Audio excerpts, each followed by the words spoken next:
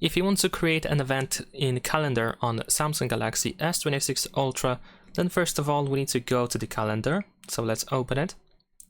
Over here you might see a prompt to enable auto sync for your Samsung account. So of course if you want to, you can do so.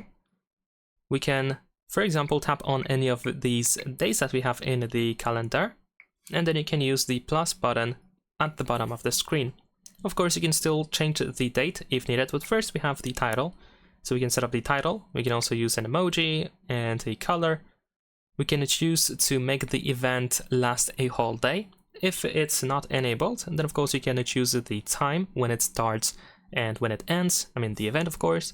And also we can choose the starting date and the ending date. Besides these options, we can also find the location option, so you can set up the location. We can manage notifications when you want to be informed about the upcoming event, and we can also find some additional options here below.